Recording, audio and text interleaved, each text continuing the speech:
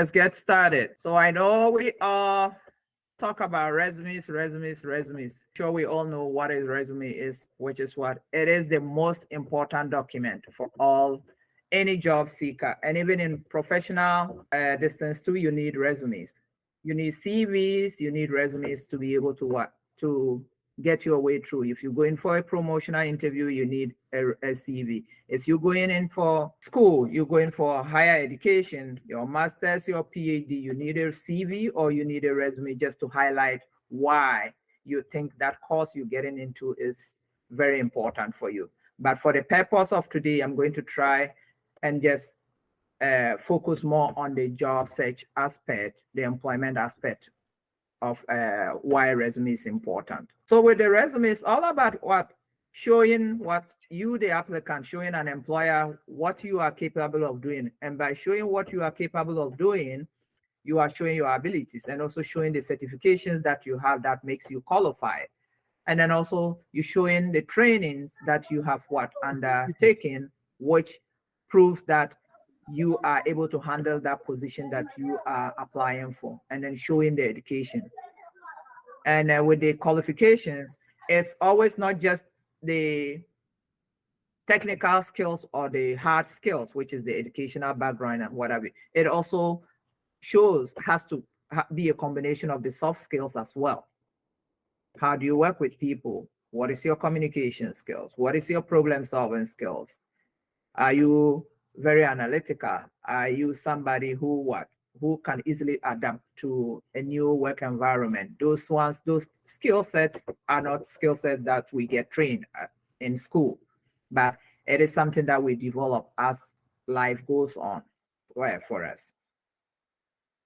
And employers usually will use this information that you put on your resume to see whether you are suitable for the position that you have applied for. And remember here, it says suitable for a specific position and a company. So that is why it is important that when you're writing resumes, you target it, you tailor it to the needs of the employer, because it is the needs of that position that you are applying for. And resumes are also what? It is a creative document and a personal statement of your professional experience and education, as well as your future direction. Because if I see your resume as an employer, it shows the direction that you go in. If I see your resume and I see your educational background and it's into accounting, then I know that is the direction, your future direction in terms of career is anything in accounting or administration. If it's social work, I see that, and then I also see your employment history as well. And the resume also helps to summarize and highlights relevant accomplishments and skill set that matches an employer's need. And I always say, the resume is for you to meet the employer's needs, not you.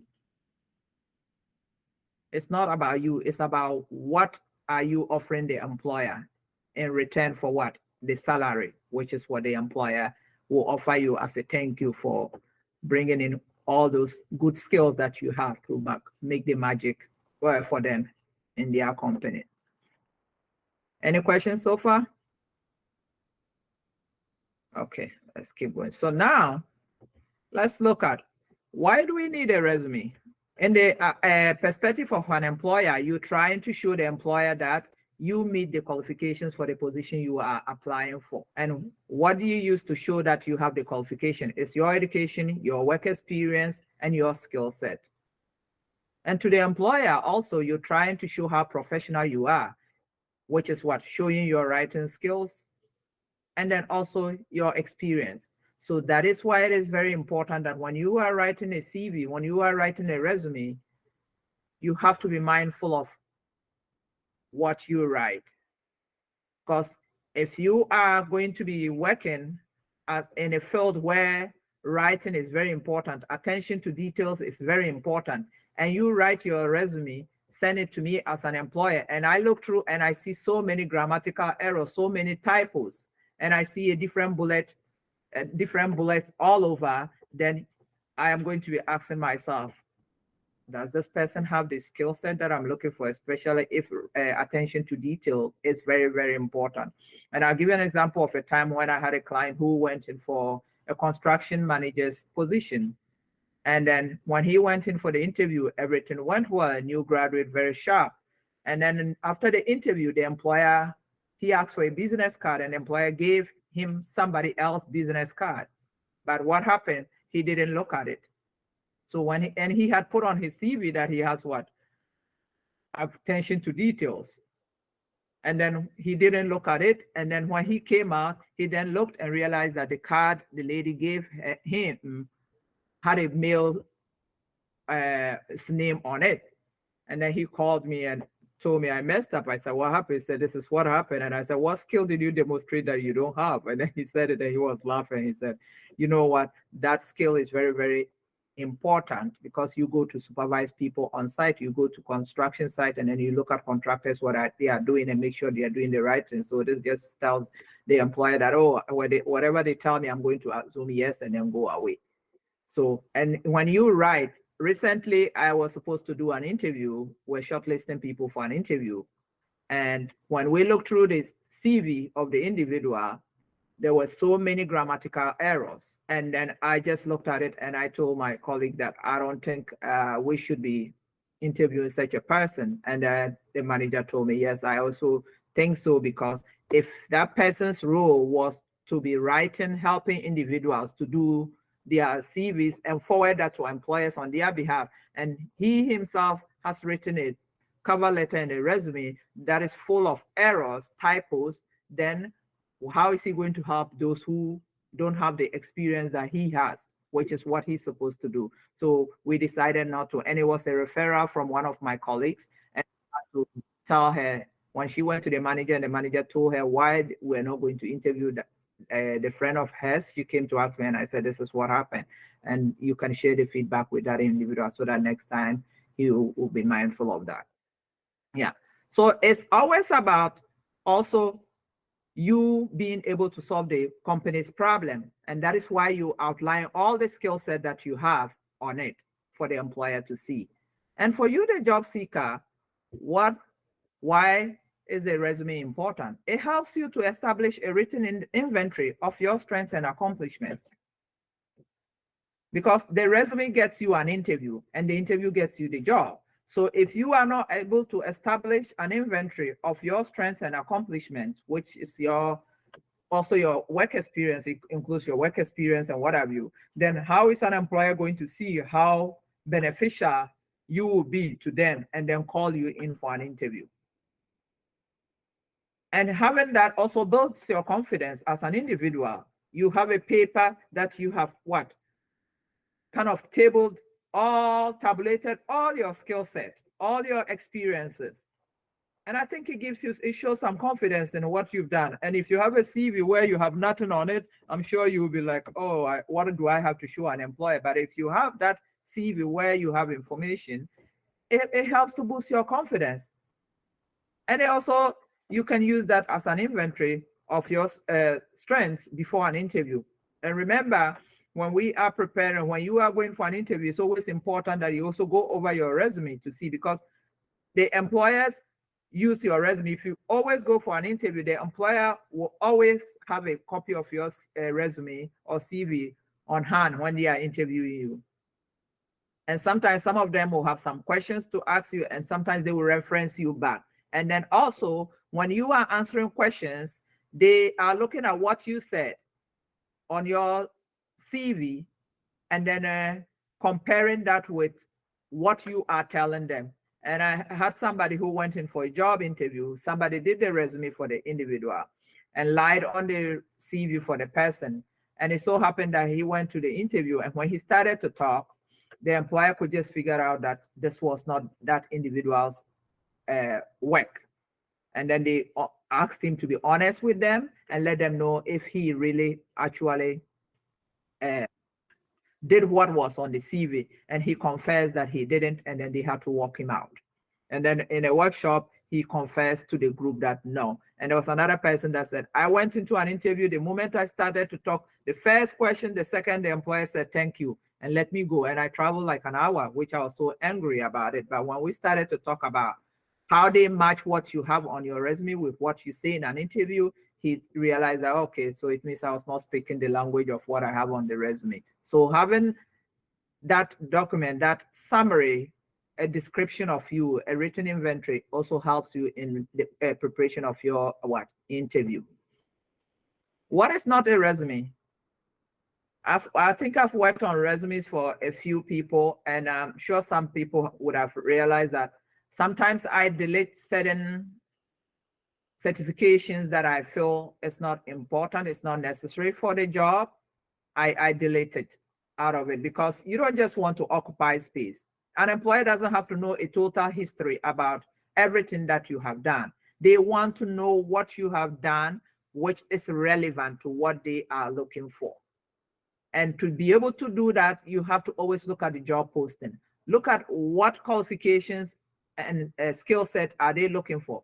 What are the duties they've outlined on the job posting saying somebody in that role is going to perform, and then see what you've done, see the skill set that you have, and then try to match that, try to tailor that to your resume. That way the employer is able to capture, to understand what you can offer. But if you don't put in that, it makes it difficult for the employer to be able to see that. So that is why it's not supposed to be your whole history. If you have 20 short courses, maybe a day workshop, a day this and that you put in, which is not relevant, you just occupying space, and you're making it difficult for the employer to even be able to match what you have on with what they are looking for. And it also tells the employer that you are not organized because you didn't read the job description to understand what they are looking for and showing them that you have that, or you have some of that. You don't necessarily have to have everything, but at least you have majority of it. So that is why we say it shouldn't be a one-size-fits-all document. It needs to be tailored for every position. So every position that you're applying for, you have to always make sure you are customizing your resume, your cover letter to fit in that position, to fit in that the needs of that company. Company A might be asking for what? An accountant. And then company B might also be asking for an accountant. But if you read the job descriptions for company A and B, there'll be some differences. If you read the requirements for the two companies, there'll be some differences. Although there'll be similarities, but there will be some differences, which means you have to make sure you address their needs individually. And I have been in this field for over 15 years. So when I see a CV that goes to every position, I can easily pick it up. I can easily see that. And if I see a cover letter, a generic cover letter that goes to every position, I can easily figure that out, just because you will see that the letter is not addressing the needs. It's not targeting the employer, but it's being a general document. And when you do this and you are applying online, then you might find yourself not even getting anything because the system is not going to screen you out, because the keywords that you have on your resume do not match with the keywords that they have keyed in their system to pick from CVs and then select the resumes for an HR person to look at. Yeah. So, and it's not about what you want from the employer. It's what the employer will be getting from you. Remember, you are addressing the employer's needs. So I always tell people, be mindful, be careful writing about, oh, I need an opportunity where I can come and learn. You want me to hire you to come and learn? Much as I know you are a new graduate and has no experience, but you have some skill set, you have some educational background that is key to that position. So use that to boast off, use that to convince me that I should give you the job, instead of talking about you want me to come and take you on to come and learn. You want me to pay you to come and learn? No, don't put that. But in any job we learn. I learn every day. I've been in this field for over 15 years, but I tell you, I learn every day from people. I learn from my clients. I learn from employers. I learn from training. I learn from research about new developments in this field. So don't put that. Don't write saying, I want to come in and learn. Talk about what you can offer. Use your soft skills. Use your character to justify that you are very motivated, you are very energetic, and given that opportunity, you will do your best using and highlight the skills, looking at what is on the job advertisement. And then also, it's not a piece of art. I see sometimes you have pictures, you have some designer graphics.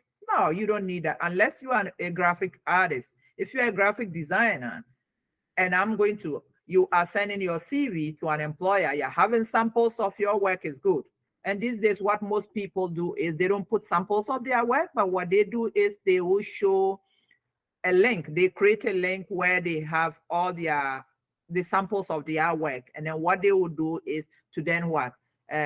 Put the link on their CV so that an employer can click that. And sometimes the employers will even click that to read that go through that before they even call you for an interview, see if you have what they are looking for based on your work.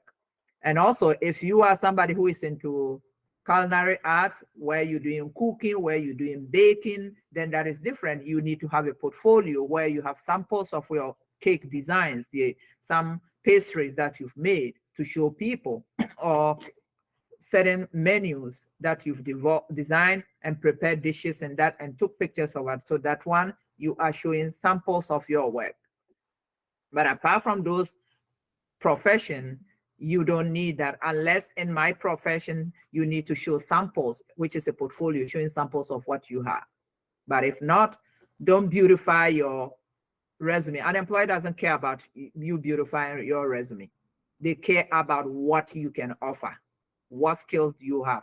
What work experience do you have on the resume that matches what they are looking for, or that predicts that you can do a good job for them when they take you on? And we all know that with all what is going on with technology and everything, resumes has become what? A new way of what? Employers looking at it. In the past, we used to have what?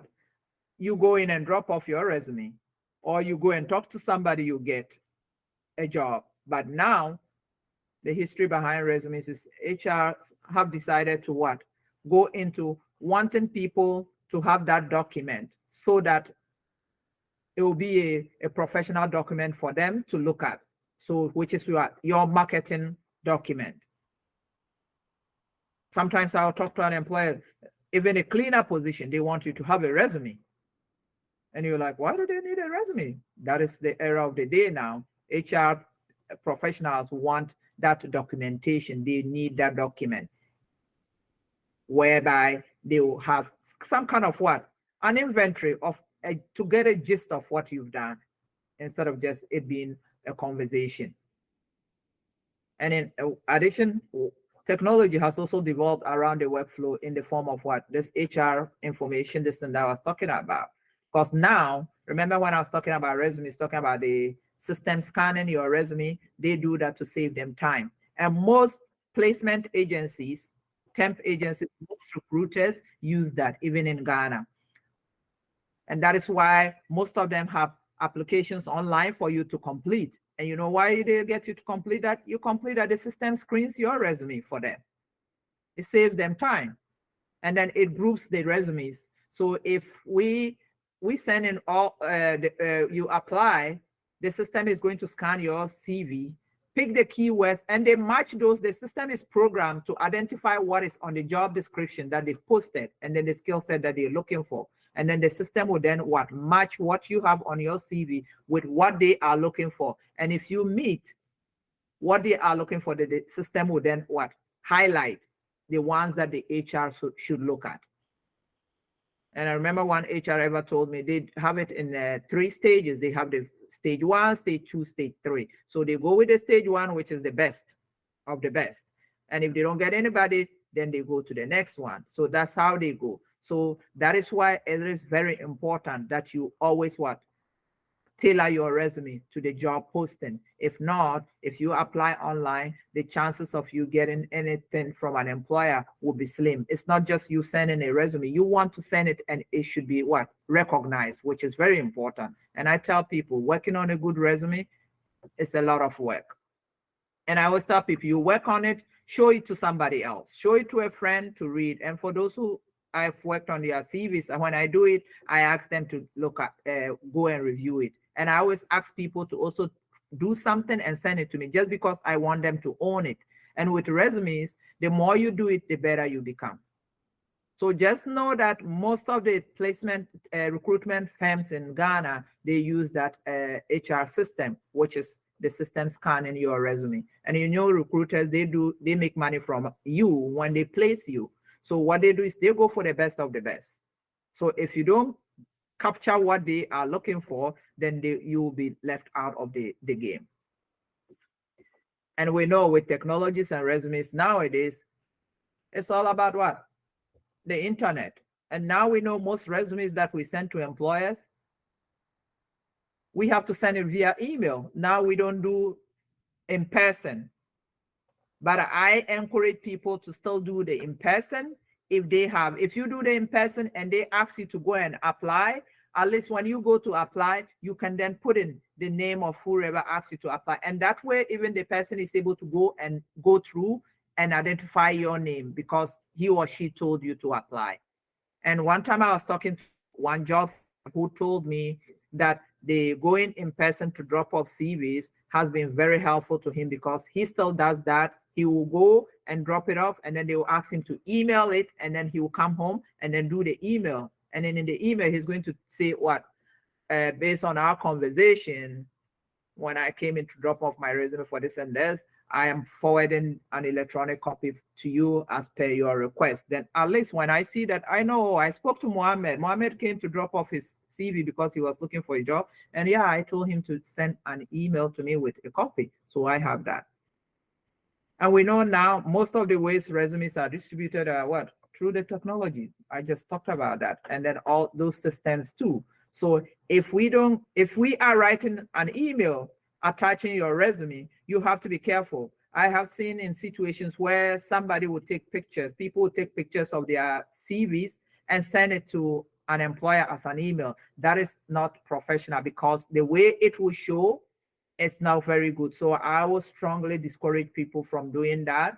If they tell you to send it as an attachment and you're doing it as PDF, please try your best to let it show some professionalism there, show some organizational skills there, whereby you will arrange it very well and then attach it.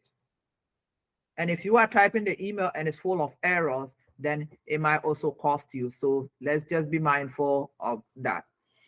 And then the applicant tracking sheet, I talked about it. It screens through what you have there, what you have on your resume, and matches that with what they are looking for. And then based on that, your resume will be flagged for the HR person to review.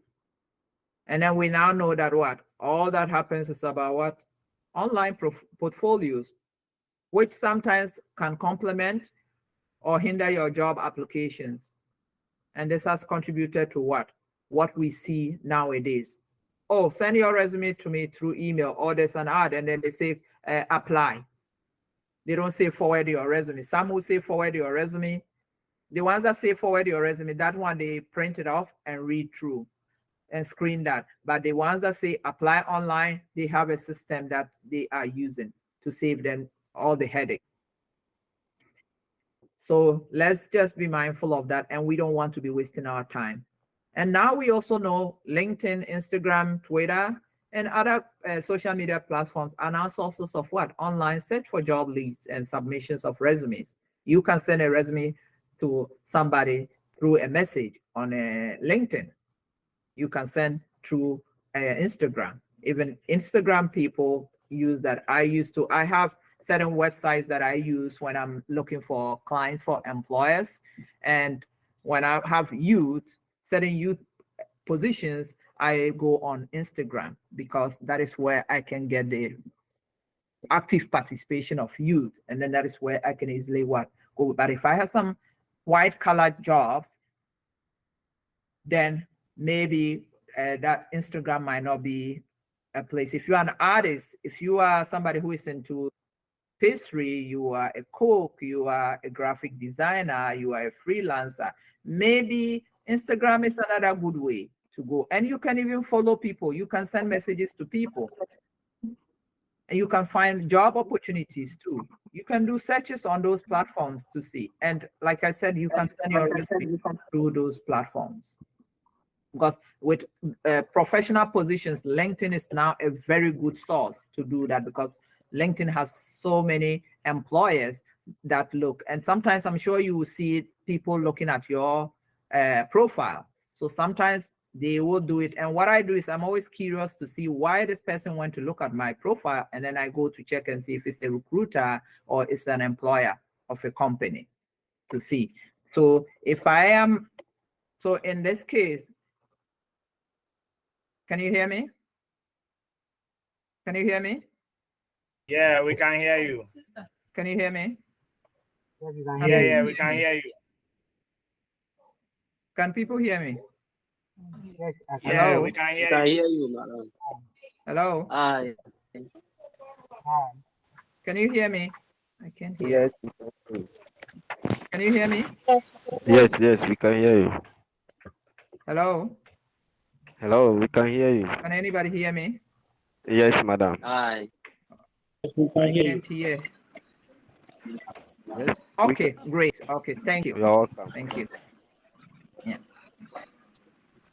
So just don't think that LinkedIn and all those places are not sources of destiny. If you are looking for white collar jobs, if you are a new graduate, create your LinkedIn profile, build it up professionally, and then start your network. You will be able to get opportunities there because they post positions, employers post positions on LinkedIn. So now that we've talked about what resume is about, why we need that. Now let's look at what should we be including. What should we be including? Remember, we said it's not just a one size fits all. So share your any points that you have, if any ideas that you have and you want to share with the group, go ahead and do that. So you can just raise up your hand and talk, or you can just type in your response in the chat, and then Frank can read that out. Anybody want to give it a try?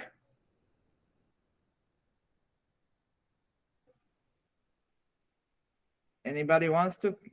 Oh, we should keep going. I want it to be participatory. I want it to be a way I'm trying to get us to talk, just so that you don't listen to only under talking. It tends to be boring. I don't want to appear to be lecturing, because we're not in school. We're done with the school part. We don't want that. But we want it to be participatory. We're trying to use the virtual to see if we can do that.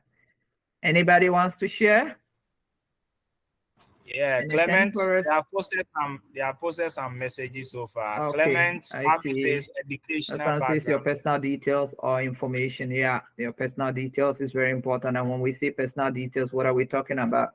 We're looking at personal details. We're looking at what? Your contact information, your phone, your email. And remember, I was talking about if you're a graphic designer, if you are a pastry chef, you are this, you might have a social media page that you want to show. But please, if you are including your social media page, let it be helpful, not a page that an employer will see and scratch their head. And that might jeopardize your chances of getting that. If you put on your social media page and as an employer, I come and look at it, oh my goodness, and I see you went to a party in the 9, you have pictures, and then I just look at the way you and your group were dressed, I'm like, oh no. So I know years back in the States, some employers even started to look at people's social media pages and were using that to ask them questions in interviews, which I didn't support that because that is my personal business. But I will tell you, I used to do that with clients when I have appointments and they call me midnight and leave me a message canceling the appointment because they can't make it. I just scratch my head, and then sometimes I go on social media to see, did they go out in the night or what? And if I see pictures, then I know. And sometimes if I can't find my clients, I go on their social media pages and it gives me information. One time I was looking for somebody, I couldn't find her. I emailed, she never responded back. And guess what? I looked her up on Facebook, and that's when I was able to figure out that she relocated to a different country. And she had all the information about how she started and eventually got there. And I saw pictures of her and friends out partying. And then that was the information I had to document to then close that individual's files. So you see what social media is. And you know now social media, whatever you post, you can delete it. It will come back to haunt you. So let's just be mindful of that. And then another information that you need to include is your skills and focus. Remember, I talked about the hard skills related to the position more than the soft skills. So the hard skills you're talking about, what are the skill set that the employer is saying they are looking for? So look at the job posting. When I'm working on people's CVs, when I'm revising people's CVs, what I do is I look at what you are offering, what you have, look at what the job description of the position says, and then look at based on what the work you've done in the past, and then see the skill set that you used in performing those duties and then put them together in highlights. And another thing I want to encourage people to stay away from is avoid just putting one job. You put a job title and you have just one job duty.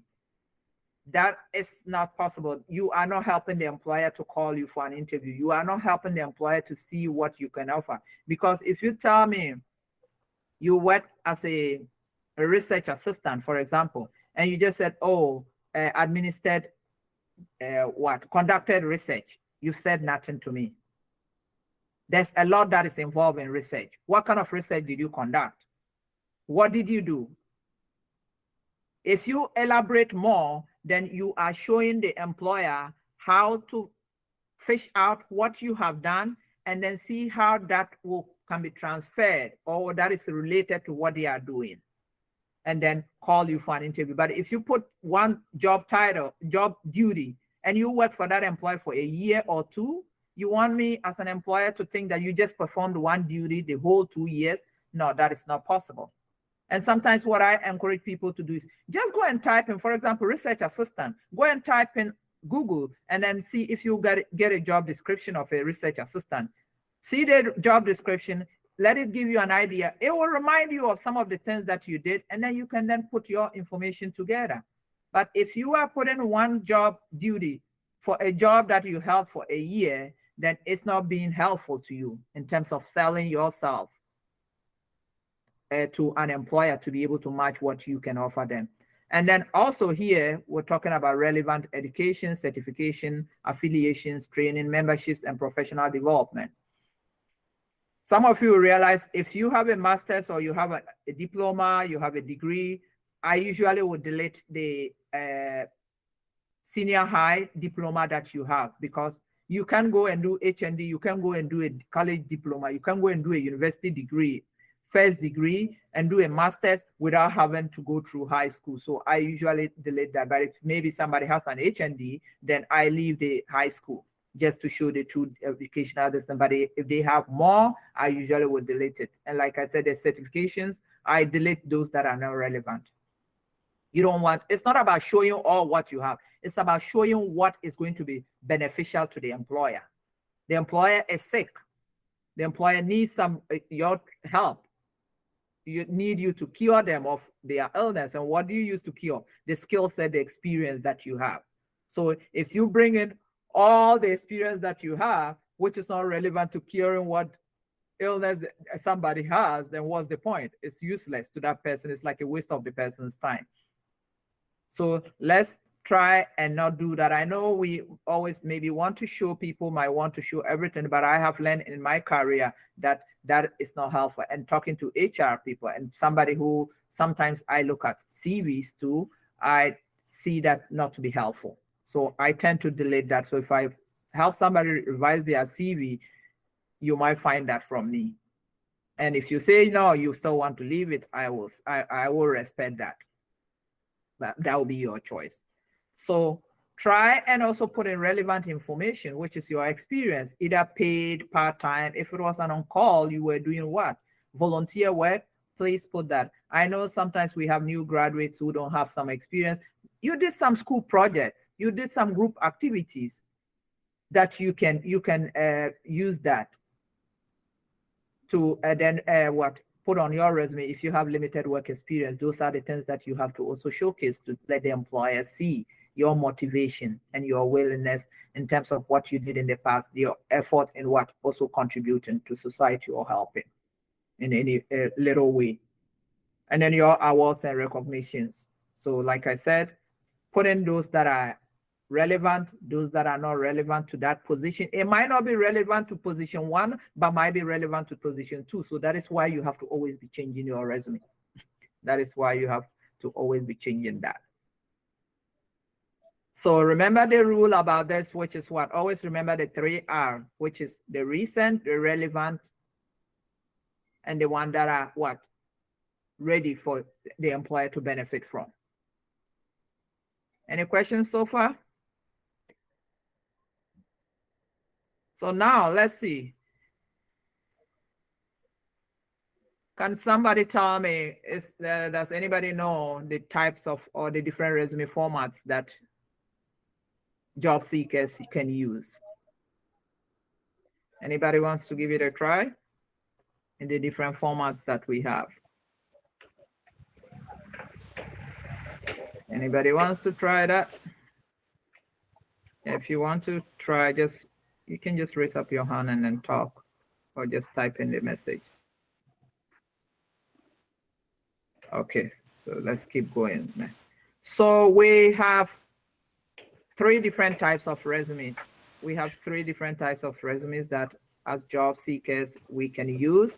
And then we have to always look at what format is appropriate for you to use so that an employer can get what you want to put across to them to then call you for an interview. So we have 3, which is the chronological, chronological is the most popular ones that people use. And then we have the functional and then also the combination. Most people don't use the combination very much. In my profession, I've used the combination a few times because it tends to be confusing for employers who don't know much about it. Most employers are familiar with the chronological and then the functional. But I know most people don't like the functional just because you have to be able to craft it very well because you're categorizing your skill set and extracting what will highlight to an employer and then downplay your limited work experience. So most people don't like it, but it's always very important to use that. And sometimes when I'm doing CVs for new graduates, I tend to use the chronological, it is functional if they don't have much experience, but that is in Canada. I use that very much just because it highlights more of their transferable skills to an employer instead of the employer focusing more on the employment history, which is what a chronological resume preaches. So with a chronological resume, just like I was saying, it focuses more on your employment history from the most recent experience to the last. And I want to just also mention that if you are working on your resume, it is always important that the most recent employment should be your number 1, should be the first first on your list. And then the next one follows, the other one follows, and then the last one follows. I've seen situations where somebody worked in 2008 and the 2008 employment history is the number 1 on the CV. It shouldn't be the number 1. If that was your first job, it should be the last one. My first job is what I have at the bottom of my employment history because that was my first job. And then my current job is what I have on top as my first because it's the recent. And with that one, when I'm describing my duties, I'm using what?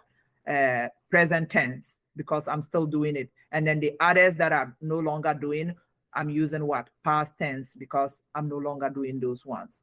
So when I'm describing them, when I'm using my action verbs to describe, I'm using present tense for my current position. And then the previous ones, I'm using past tense. And it is good for people who are looking to apply for jobs in similar to the previous jobs that they've held. So if you are a social worker, you are a community development worker, and you've been doing community development work for the past years, or you have different experiences in different environments, which is community development related, then using a chronological resume is good. And then also, even if you are a new graduate, and maybe you've done different jobs, which is relevant to what you are applying for. Yes, sure, use it. But if you are making a career switch, maybe when I moved from Ghana to Canada, I had to make a career switch, which is to get into employment service, because in Ghana I was doing community development work. So what I did was my CV had to change to a functional because I was making a career switch, but I had to extract my transferable skills from Ghana in community development work to fit into this new path of career for me with some skills enhancement, some training, some certification to eventually be able to let an employer see that and get to be able to match what I can offer them based on my previous work experience. And the disadvantage for this chronological resume is that we know in anything there's always advantages and disadvantages. The disadvantage is that previously held jobs may not match what the employer is looking for. The employer is looking for, sorry, it's employer, not employee. So remember I was saying you have to, with this one, you have to be showing that you have a trend of what? Some experience in that career direction. But if you don't have some in that and you're going to do it, it might be a challenge for an employer to see that.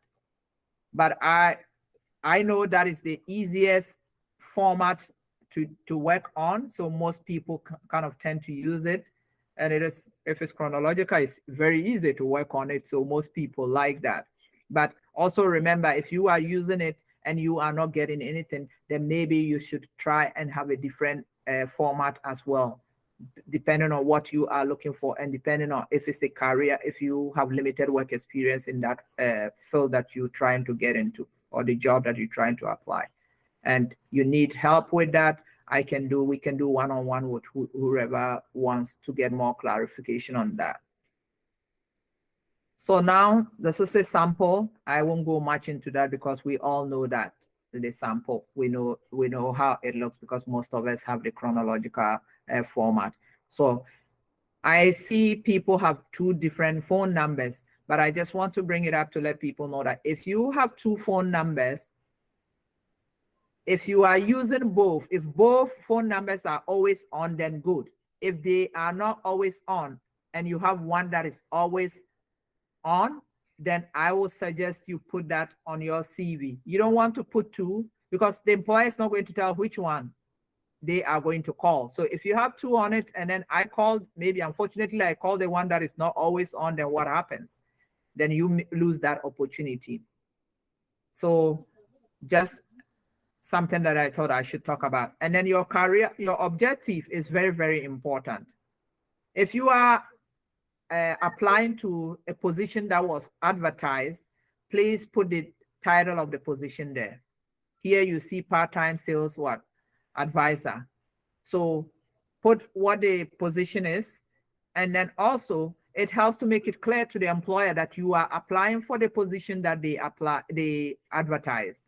So what I also encourage people to do is when you are attaching your resume, your CV to send to an employer, with employers who will send you give you an email address to forward your CV. I always encourage people, if you're sending a cover letter, if you're sending a resume, you send in your references or referees. I want it to be in three separate, let it be three attachments. Sometimes I see that we put the references under the resume, but for those that have worked on their CVs, I try to separate it because I just want you to show that professionalism, how organized you are in terms of sending those different attachments. You sending everything as an email, but you separating them just so that the employer sees that. And what I do is, what I encourage people to do is you name the cover letter as Andaratu Salifu's cover letter for, then you put the name of the position there. Andaratu Salifu's CV for, and then I put the position so that when the employer opens an email and see Andaratu Salifu, who is that? But the subject in the email says, oh, CV for customer service position. So the employer knows, oh, we have advertised customer service position. Okay, we said we needed a cover letter. Also, it's attached. CV is attached, referees list is attached. Okay. So that way you are also showing, and it also helps you be organized. It helps you be organized. And then we talk about the highlights of qualification. The highlights of qualifications, usually you will see those things reflecting on the job posting under qualifications and requirements. So these are some of the skill sets that you look at. What do I have that the employer is looking for? And then you put that on under your highlights. And HR managers will tell you what they do is they look at the position you're applying for, and then they go to read the highlights of qualification. Do you have the skill set to succeed in that role, which is what they are looking for? And then what they then do is to look at your what? Work experience. Or what duties did you perform that are similar to what you'll be performing? It might not be the same duties, but if you have the skill set that they are looking for, then it predicts that you can succeed in that role. You can perform those roles. I might be in company A where I'm just what? A call center agent. And company B is looking for a customer service representative in person. What is the difference? It's talking about what? Interpersonal skills, professionalism, strong communication skills, listening skills, building rapport with people. And if I'm doing in person, can't I still do those things? I'm still able to do those things in person in a store. So that is how employers will match it. And then when you are doing over the phone call center, you still need those skills that I just highlighted to do those jobs. So that is how they will match it. That is how employers match it. So try and stick to that. And what I do is sometimes you can have the education on up after the highlights before the work experience, or you can let it come to the bottom. And sometimes I might have certain positions that I'm working on people's resumes, and then if they have too much, which will let them appear to be overqualified, I delete some of their credentials and just leave something basic. If not, an employer will see you as overqualified and might not hire you. And will think, oh, you're just coming and you're not going to stay, you're going to leave the job because you just need money. So that's the game sometimes I play. And that's what job seekers have to do. We also have to be creative when applying for certain positions.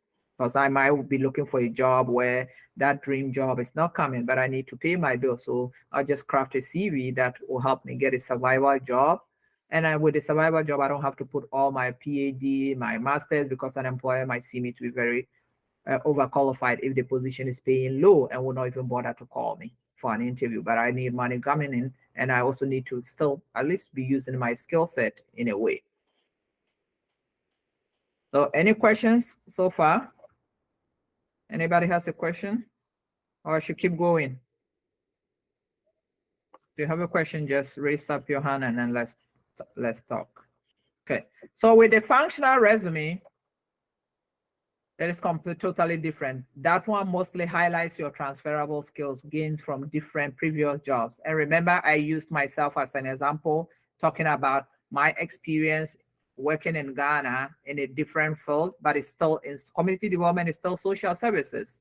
So coming to a different country, what I was able to do is to bring in my transferable skills gained from previous jobs and use that to develop create a functional resume to fit into what I can offer an employer based on my experience. Because in Ghana, I didn't know what employment advising was, or career specialist was, or even a job developer was. But in a way, we were doing certain things. You build relationships, you build partnerships. So those transferable skills in my previous duties were some of the things that I was able to extract to eventually build a functional resume.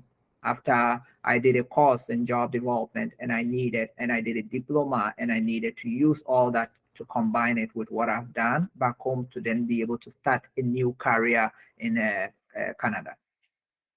So like I said, it's good for individuals with little or no work experience, or individuals making a career switch. So new graduates too. I just gave those examples, so I won't go much into that. And then the handouts that we will be providing to you at the end of the workshop, you will be able to see, you will have samples of all this. You have samples of what, there are some highlights, there are action verbs that you can use. So if you are able to go through the handout, use that as a reference I bet you'll be able to come out with a draft CV that we can revise it. We can look at it for you. And if anybody's bringing me a CV, sending us a CV to look at, I will strongly encourage you to try and then give us a gist of what you are planning to apply for. And then that way we can then help you tailor it to that position. And the disadvantages of this is that you do not see the work history because you categorize. And so, for example, if I'm going to do a customer service representative CV, I am going to have customer service, communication skills, and then organizational skills as subheadings. And then I would then fish out what did I do in my previous jobs, which falls under some of these subheadings, and then talk about describe my duties, so that if an employer is picking that for a customer service representative position and sees, oh, customer service, sees organizational skills, then the employer is able to say, oh, customer service, oh, spoke to customers, greeted customers upon arrival, answered phone calls, provided information to customers both in person and over the phone. Okay, so it means you have good listening skills. You have very good communication skills. You have very good people skills. You have very good presentation skills. So these are some of the things they will be extracting from that. Although you might not have put that you work as a customer service representative, but maybe you were assisting as a national service personnel in an office where you performed some of those duties. So the title might not be a customer service representative, but you were performing those duties, which you can put under those subheadings. And then when you come to the employment history section, you then put office assistant or national service personnel. Then the employer, oh, okay, if it's office assistant or national service personnel, they come. And then the personnel, sometimes what I do is, if you tell me what you were doing, I just put national service personnel dash, and then I put the title there, just so that they know that you were doing that as a national service personnel. And what are the disadvantages?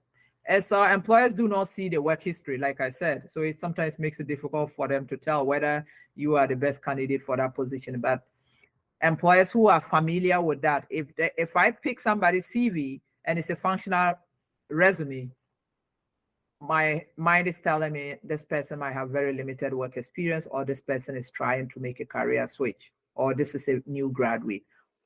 So I can easily just process that. And then what I'll then do is to hammer on, narrow down to what am I looking for somebody to be able to succeed in that position. And that's what I'll look at. So if you look at the functional, it's the same contact information that you need to have. That arrangement is the same. The only difference is the skill summary, or you can even put it as employment history or relevant work experience. And then you see the subheading that I was talking about. You see here we have customer service, sales and promotion, and then cashier. So this is for customer service, but if it's a different field, it might be that. So for example, if you worked as an accountant, if you're looking for an accounting position, did you do some bookkeeping that you can put under? Did you perform some administrative duties? You can have organizational skills as what? A subheading, and then put in what are some of the things that you organized in previous jobs that you held, or even volunteer opportunities. And then you come down to work on the employment history. And then employment history, you don't have to elaborate. But when you come to the combination, which is very difficult and people don't like it very much just because of how complicated it is, it markets certain specific skills and abilities while satisfying the employer's need to see the work history. So it's a combination of the functional and then the chronological. And it's good for individuals who want to apply for different types of jobs, but want to show the progression of their work history. You ask yourself, does the employer want to that? If yes, then do it. If no, then don't even bother about it. Stick to what is going to get you an interview. And some employers find the formatting to be very confusing because it's a combination. You've seen chronological, a little bit of chronological, and you've seen a little bit of functional in it. So as seasoned HRs would know about it, but like small companies, medium-sized companies where they don't have HRs and what have you, sometimes will find it very confusing. But placement agencies, recruiters will be familiar with that. So this is what I was saying. You see, it has a little bit of what? The functional there. And then it has what? The chronological, which is explaining the employment history. So that is where the confusion sometimes comes in, where employers don't like it. But like I said, I don't do that very much. I only do it when I see that that is an option for an individual. Then yes, depending on the position the person is applying for. And we have to also remember that we don't just do resumes for doing sake. We're doing it to capture the attention of an employer to call you for an interview. And I repeat again, the resume gets you an interview and the interview gets you the job. So if it's just to do it and not get an interview, then what's the point? No, we don't want to waste your time, because doing a good resume might take you 2-3 hours and that. So with all that we talked about now, let's see how we can discuss general guidelines for formatting your resume. Remember, I talked about the organizational skills. So these are some of the things that employers will also pay attention to. Because if you say you are organized, you pay attention to details, you are very analytical in your highlights of qualification. And I see you to use a bullet or font size. One is 12, another one, employment history shows me 10. Then I'm like, oh yeah, really? And then I see you use one bullet, a different bullet, and then you go to another employer, you use, it's not an art. Just make it simple, concise, and nice. Don't put your picture. The only time you put picture is when they are asking for modeling. If they are modeling roles, then yes, they usually will ask you to send samples of pictures of yourself for them to see, because they have a criteria, they want something. So they want to see that. So apart from that, then no. If it's graphic design, put in, have you can attach samples of your work or have a link where they can see that. And always also try and be mindful of the font size, because certain font sizes, when they print, they might be small. Certain font size, a 10 might be readable, but certain font size 10 might not be readable. So you have to also be mindful of that, because you want to send it to make life easy for the employer to read and then call you. But if I can go through, then what? In the past, where we used to fax things, there were times I would just see it, they would send resumes. You can't even read it because they use a very small font size. And when they faxed it to us, it shrinks. So it was like, you can't even read it. So what happens? The receptionist will put it in the garbage. And that's what happens sometimes. And if I take your CV as a receptionist and the font is everywhere, it doesn't look like a professional document, I'm going to throw it away. I won't even bother to give it to my manager, because my manager will ask me, why are you giving me this? You should know better. So let's be mindful. At least now we have situations where you have to email, but in some cases, if you are going around to tap into the hidden job market, which is going around to employers, to their doorsteps to submit your resume, or to ask if they are hiring and then leave copies of your resume, having a very good font size is very important. So at least stay around that. And then with the typing, the margins, it should always be 1 inch.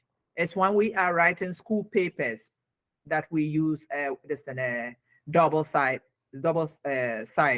But if it's a resume, a cover letter, you don't need to use that double spacing. You just need to use the 1 inch margins. But if it's a school document that you write, and I know with school papers, the professor will ask you to use the double margins just so that they can read.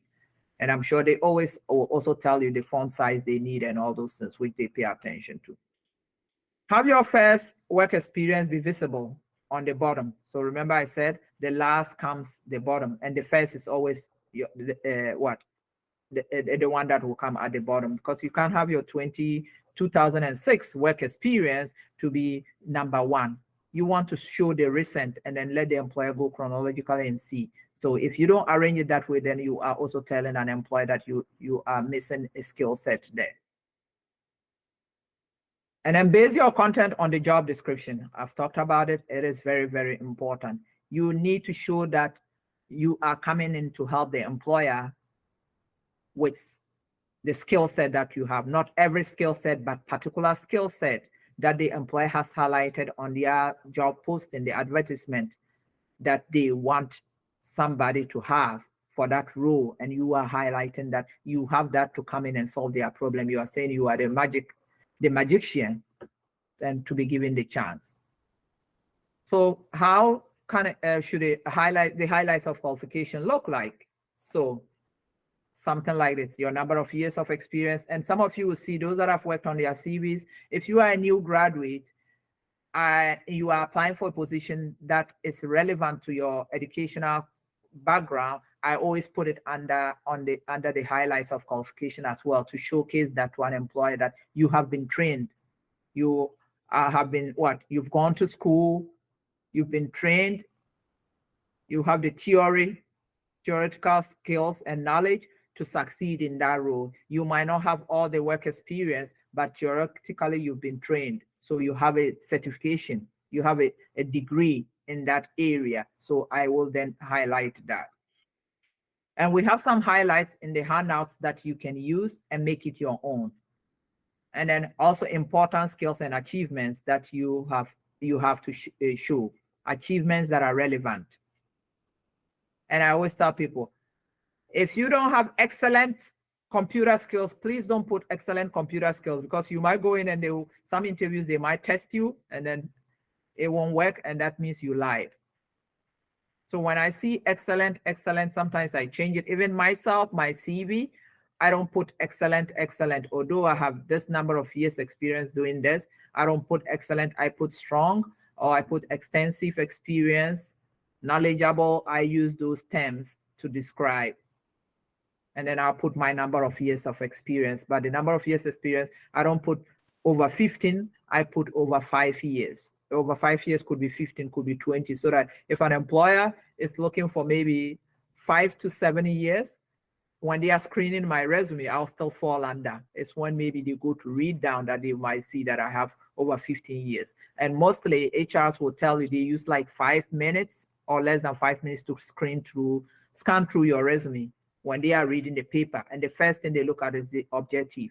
And then the second is they look at the highlights of qualification, because those are the skill set. They want to see, did you apply for what you said you wanted?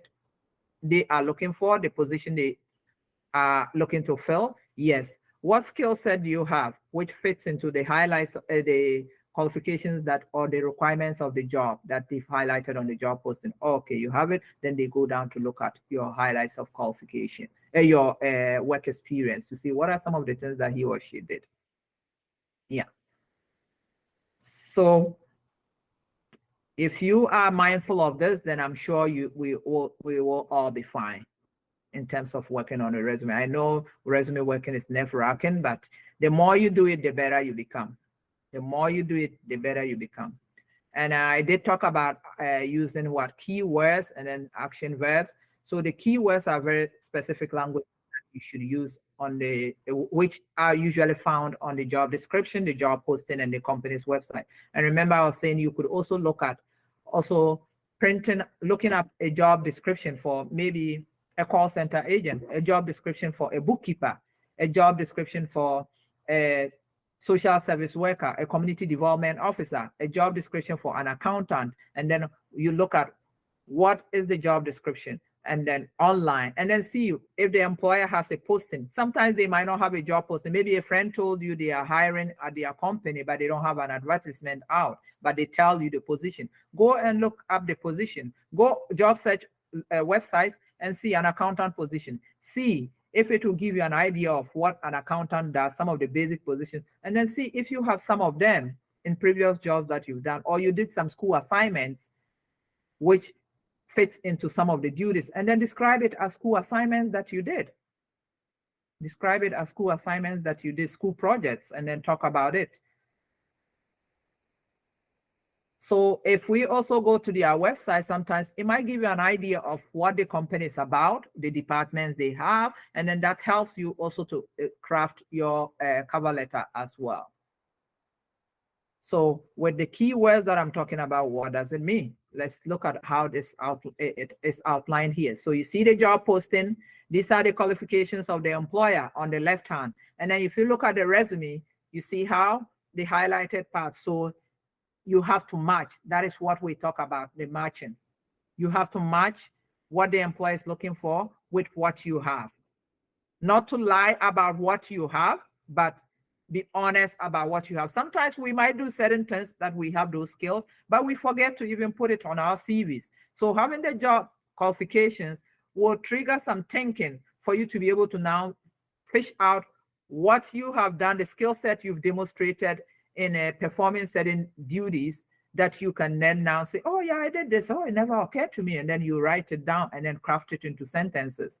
So if you do have the match what they are looking for, then it makes it easier for the employer to see what they are looking for and what you have. But if I tell you in my job posting what I'm looking for and you go and bring me something completely different and I don't see the similarities or I don't see the link, then why should I call you for an interview? I'm not going to bother myself to call you for an interview. So let's just be mindful of that. If you need help, people need help doing that, work on it, send it to me or call me, call us, let's talk.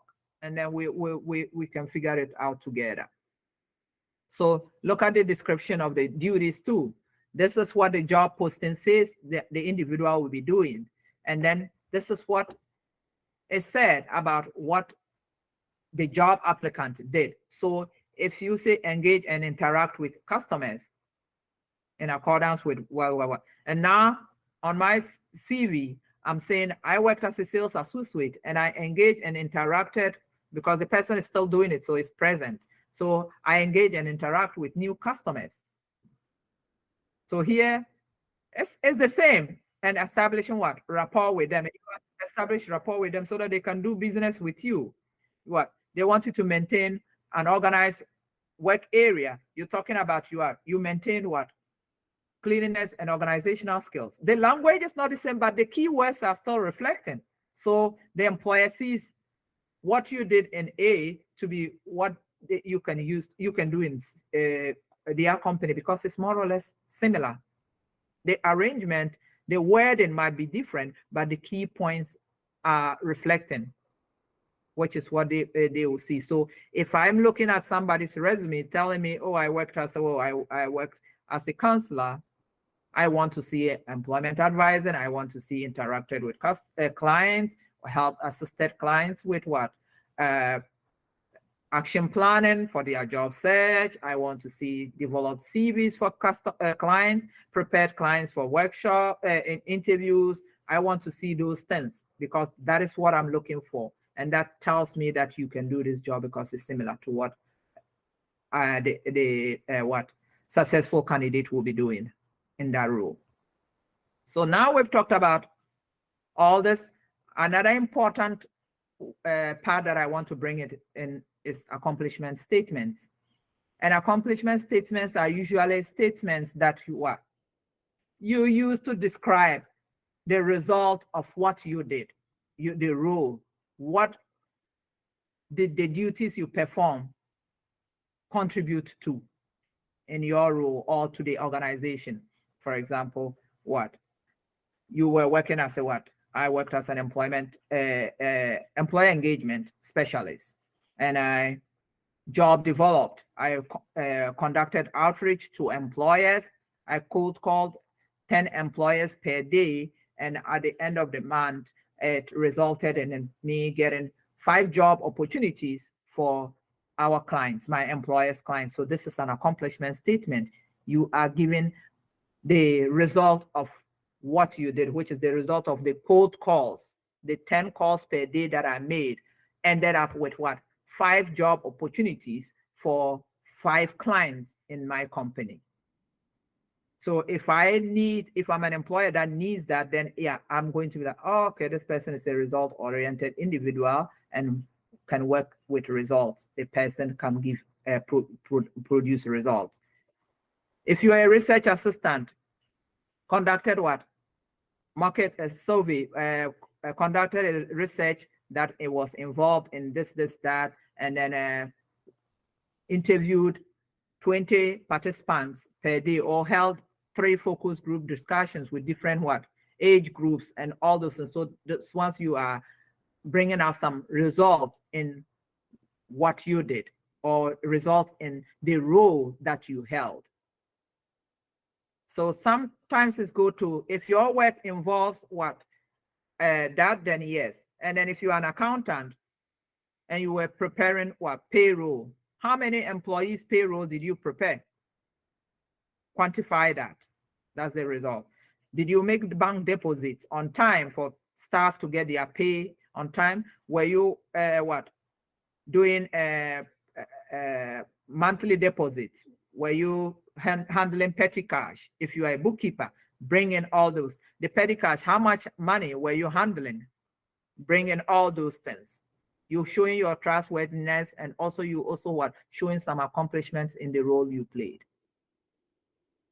So now we're coming to the final part of the workshop, which is we need to conclude with the do's and don'ts, which is very important. If we always remember this, then this will be our checklist. At the end of developing our CV, it is always important to what? Use the do's and don'ts as a checklist for us before we finally send out our CV. Try not to exceed 2 pages, but if you have more, then yes. So that is the difference between a CV. I know Ghana, we use it interchangeably, CV, resume, but a CV mostly is a document that you can go more than 3 or 4 pages, because that's why mostly it's being used by academics, because you show in your academical knowledge or background. But with the resume, you just narrating what you have done that an employer can see to be beneficial to them. So you can exceed 2 pages if you have a lot.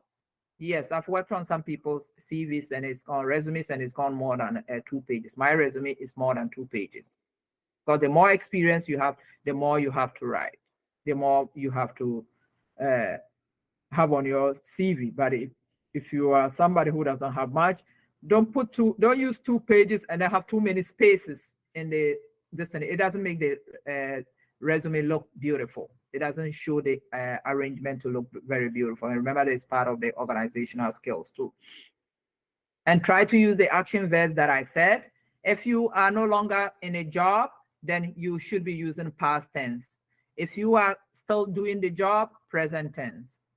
And we have examples of this in the handout that we will be sharing with you at the end of this workshop. And make sure to use Word. If an employer says you send their CV in a PDF, please do that. But please don't take a picture of your CV and send to an employer. Please don't do that.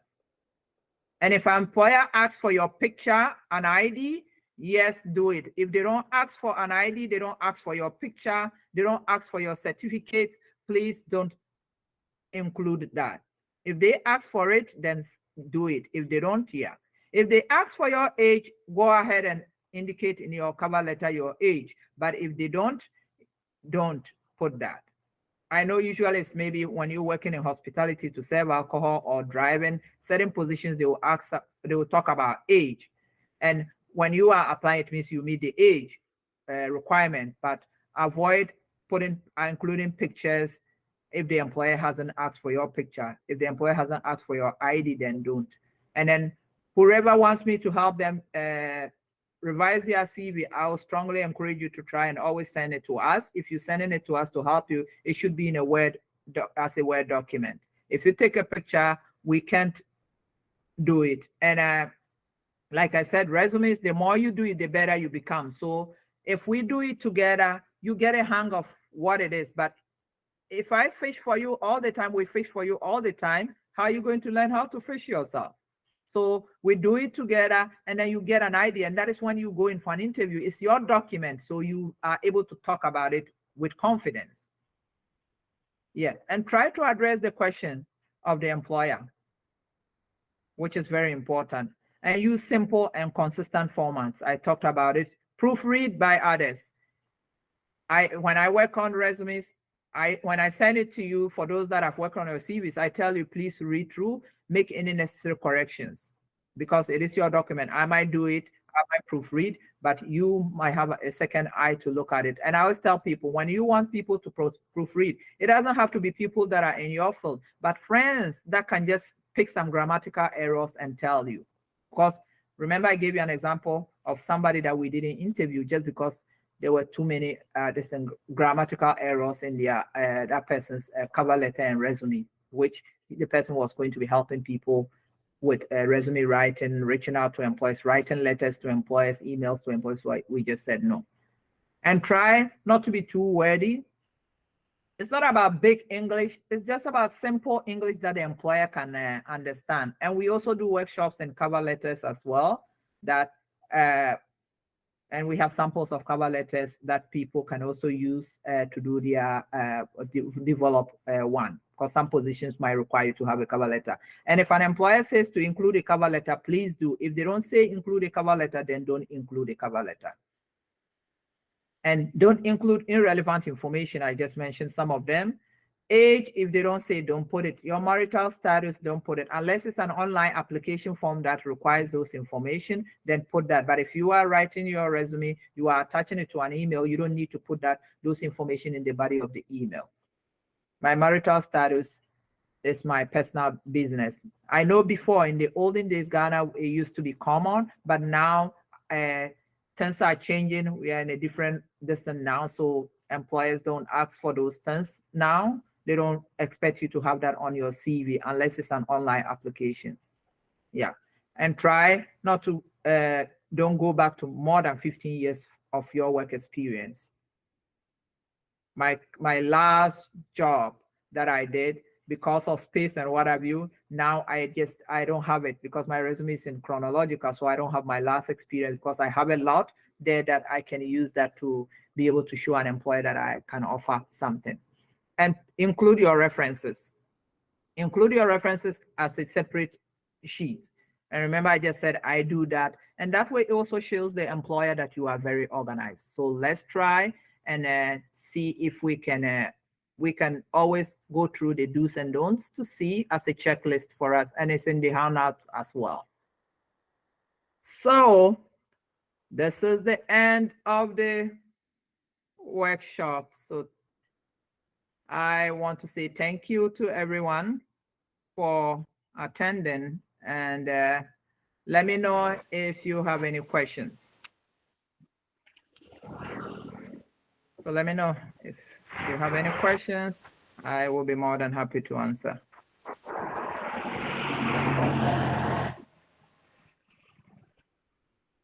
Any questions before we go? And Frank, are you able to send out the evaluation forms? And then also we have a Facebook page, we have Instagram, and also we have Twitter. We are a new organization just working our way up.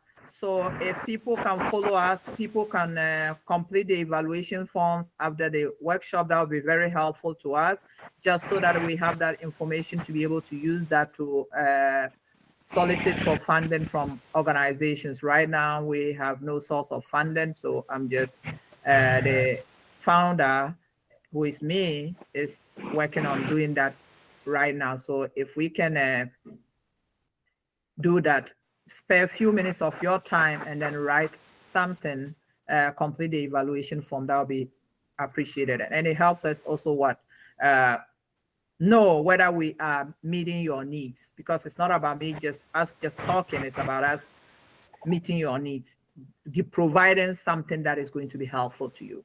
That is our goal. That is the goal of the organization. So any feedback will be appreciated. And hopefully for those in Tamale, we have an office in Tamale, and will Salima be able to just say what we offer? I see Hassan's hand up, so I'm just going to ask him to talk before we then I then get Salima to just share with those in Tamale some of our services. Okay. Okay, so whoever's hand is up can go first, can talk. Okay. Thank you. Okay. Thank you for this opportunity. We can't hear. Thank you, madam. Thank you. I can't hear the person. Oh, okay. One at Can a you hear time. me? One person should talk at a time. Okay. Yes, I want to find out whether at the skills session, Yes. can you separate them? Like, can you make some as computer skills and others as well? Yeah, if you are into IT, you can bring in your computer skills and then you talk about the softwares or the programs that you know. Okay. You talk about the programs that you know. But if you are in a different field where computer skills is very important, but not certain softwares, for example, if it's a graphic designer, I expect the graphic designer to be telling me the softwares that he or she knows how to use. But if it's an admin assistant position or office administrator position, I want the administrator to be telling me that he or she knows how to use the computer, and then would then tell me, oh, they know how to use Microsoft Office, they know how to use PowerPoint, they know how to use Excel, and those things. So that one you just put in computer literate and then specify the computer distance that you know, the applications that you know, which I just mentioned a few of them. But if it's an IT, then you need to show if you are able to do use what's it called? Oh my, there are some different softwares. Frank, help me out here with IT, some of the softwares. So those ones, yes, you have to specify.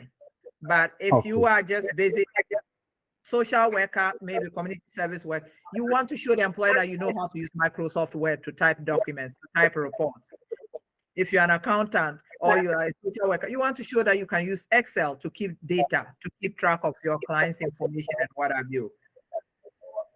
So those are the things. You can just put them together, depending on what field you are getting into. You are applying. Okay. Thank you very much. No problem. Okay. Somebody else wants to talk? Because we're 2 minutes over, right? Okay. Hassan, you want to talk? Oh yeah. Yes, madam. Okay, go ahead. Please, I would like to ask you about the number of references one should have at in the resume, because sometimes employers do specify the number of references to keep, others don't specify.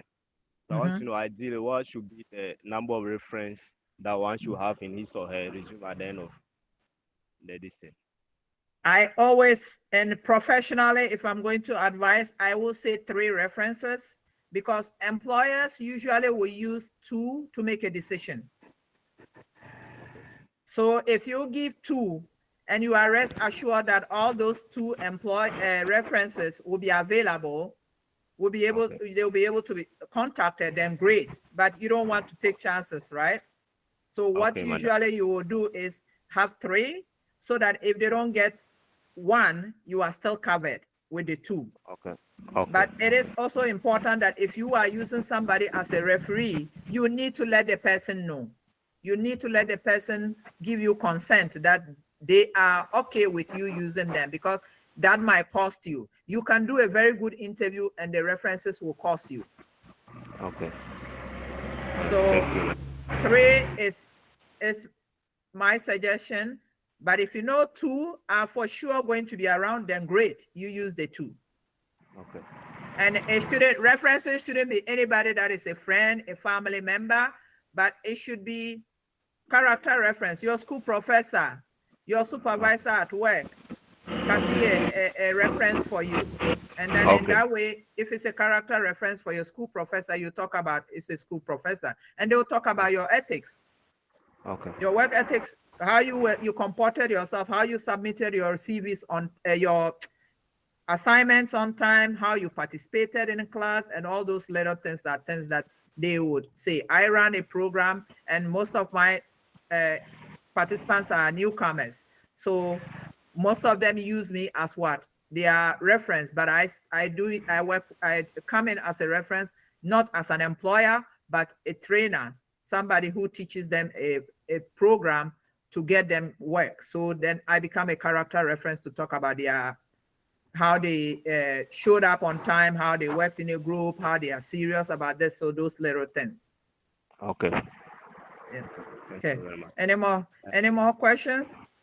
So Salima, are you able to just unmute yourself? Oh, did somebody want to say something? I Yes, think I but heard. Yeah.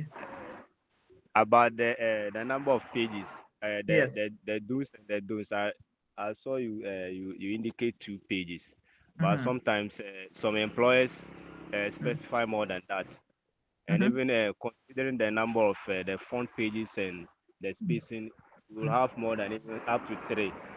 Maybe Yeah. as we move forward, you still throw more light on how we can have a summarize or simplify a CV so that it should not have more pages as you said. So I If want the to know if go ahead. Sorry to interrupt. Go ahead. and that's just on still on the number of pages, how Mhm. one can simplify or summarize it to be in a very simplified pages so that it won't be any form of distraction too. Because some may not have time to go through or look at considering the time available. Some employers may not have time to go through or a CV that is Okay. have more pages unless maybe they specify it should be this number of pages or the Yeah. otherwise. Yeah. So my suggestion is, remember I said at least it should be more 2 pages, but I also mentioned that the more work experience you have, the more you will have to share with an employer. And remember I told you with my number of years experience, I have more than 2 pages. Okay. Yeah. So if the employer tells you they want more than 2 pages and you don't have more than 2 pages, then what are you going to put there? Are you going to lie on it? No, No, you no. stick to you stick to what you have. But if you have more work experience, don't cut it out just because you want to stay on 2. I said at least the maximum pages should be 2. But if you have more experience, then it goes more than 2. I've worked on some people's CVs where we have 3 pages. We have more than 3 pages because they have lots of work experience. Okay. And like I said, mine is more than 3. So you go by that, but don't let it be too much space just because you want to make more pages. No, then it makes Okay. the appearance of the CV not look inviting. Okay. Yeah. Okay. Who? Somebody else wants to? Is it Mohammed? Or okay, go ahead. I don't. Okay, okay. I want to find out in certain cases, you might be tempted to include Mhm. some relevant courses that you possibly took back at Mhm. university. Yeah. So is that also deemed appropriate? Yeah. Yeah. Remember, I talked about if you are a new graduate and you don't have much work experience and you're getting into a field, you're looking for jobs that are related to your field of study, then extracting those courses are very important because those courses you're telling the employer that I have been taught in school. I have the theoretical knowledge about this position, which I learned in school. I've had situations where I will develop a functional resume for an individual, a new graduate, and then I will ask for even the transcript to see the topics that were covered in school, just to give me an idea so that I can help to craft the CV. Okay. Yeah, it is very important. And that's when you're talking about some of the group activities. If you had to do what? Conduct a research work on a topic, and you are looking for research work now, I am sure putting that down is going to be very helpful, because the research work that you did, although it was an assignment for school, but you are describing what you did in that, which me as an employer can connect that with what I'm looking for. Okay. Thank you very much. No problem. Thank you for the question. Okay, anybody else wants to? So please, let's remember to complete the evaluation forms for us. And then I'm just going to ask one of my colleagues, my staff, Salima, to just talk briefly about what we offer at our Tamale Center. Hello everyone. Thank you so much for making time to join us this afternoon for our meeting. Okay, I want to thank Director for that insightful presentation you made for us. So basically, what we do at the center, we provide services for two category of people. The first category is our job seekers. So what we do is we provide one-on-one employment and career counseling. We have specialists, we have employer engagement specialists, and then career employment and career specialists. So they are in charge of these services. So you can visit the center for any of them to assist you or to guide you on your career pathway or any other job you want to offer or you want to apply for. They can guide you as to how to go about it. Also, at our resource center, we have a well-established computer center that you can have free internet, access to free internet. So you can use the internet for your job search activities. We also have a job board that we do update on weekly basis with new job postings in Tamale and then around Tamale. So we also offer job development. With this one, our employer engagement specialist matches our client directly to the employers.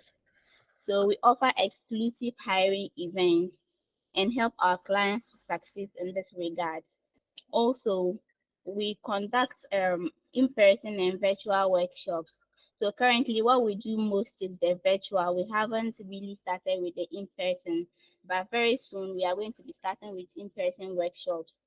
But currently, what we do more is the online services, the online workshops, including topics such as what we are just doing today, the resume, cover letters, interview skills, and other aspects as well.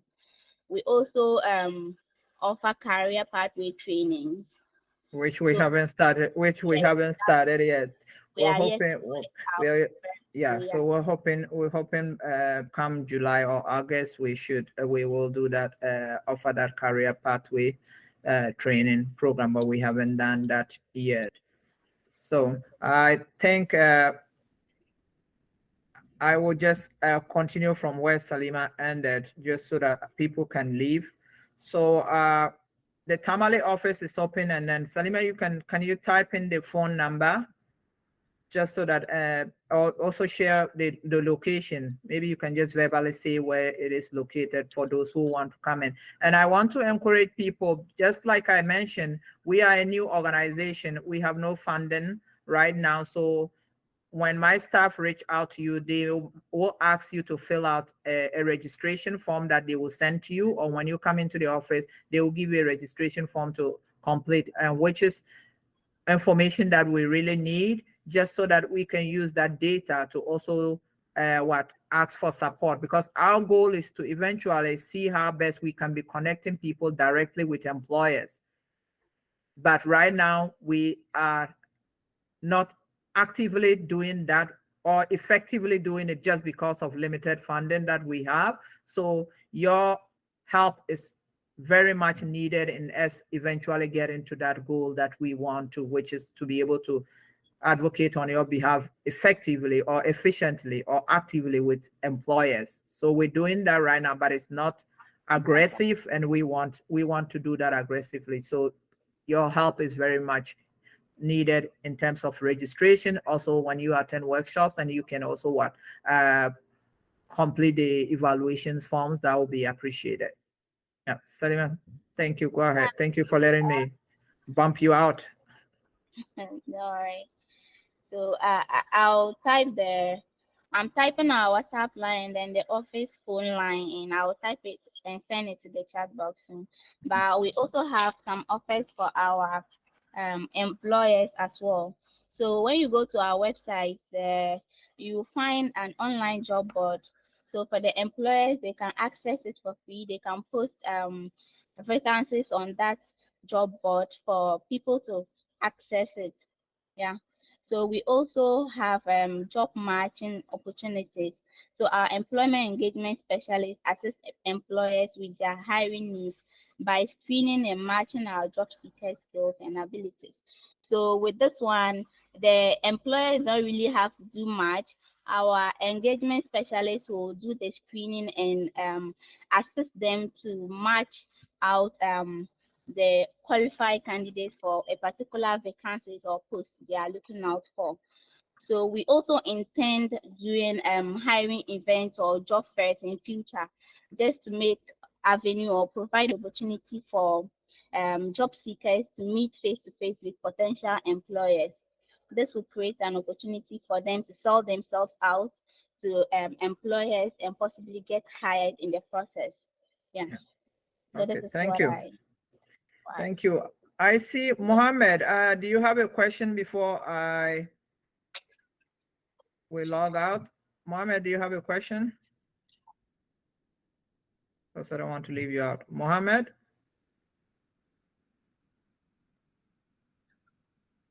Okay. Is Mohammed there? Okay. I don't see. So anybody has a question before? Okay. Okay, Mohammed, go ahead. Okay. Go ahead. No, Mohammed, I don't see. Okay, you know what? Maybe it's a mistake. So anybody has any question before we log out? And please join our Facebook platforms, share our, okay, Abdul Fattah. Yes, I just want to add that last Friday we happened to be at your office at the Tamale branch.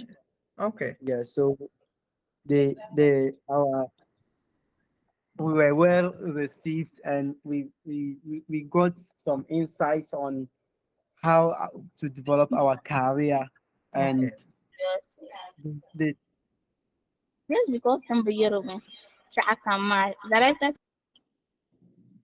yeah, so we were very happy for the attention that we had there, and now we are also developing some of our resumes. We are trying to develop some. So thank you very much for that opportunity. Thank you for the testimony. Thank you. That is the goal. That is the goal of the organization, is to make people come in and feel welcomed, because with knowledge, we all share knowledge. And that is why this organization was formed. And then people can go there and use the phone to cold call employers. People can go there to use the computers to do job search. And my phone number is on my WhatsApp that people can reach out to me as well if they have any questions. But Monday to Friday. So if somebody sends me a message on a weekend, I might not respond, just because we work Monday to Friday.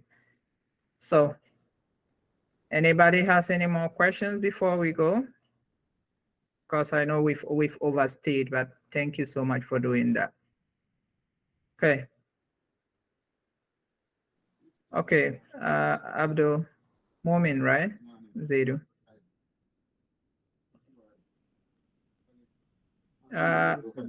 Zaidu, you have any question? Yes, my own is to add up to what my brother has just said. In fact, this workshop has really helped us a lot, because with regards to this your presentation, I think I had a lot of mistakes on my CV, but due to this presentation that you have just given us, I think I'll be able to do a lot of edit on my CV, so that I can also meet the best of employability requirements that we require. So I would like to say a very big thank you to you for supporting us, and to also make our CVs very strong for job opportunities. Okay. Thank you very much. Thank you. Thank you. Thank you. Thank you. That is all that is for. And then just download the handout, and then it should be a guide. And then when you work on it, on your CV, just send it to us, and then we can review it. Okay, thank you very much. Yeah, do this editing on your for you, and then you do your final one, and then you can then start using it. Okay. Thank you. So if we don't have any more questions, I will say thank you for your time today, and then hopefully by next week we might have another one. Okay.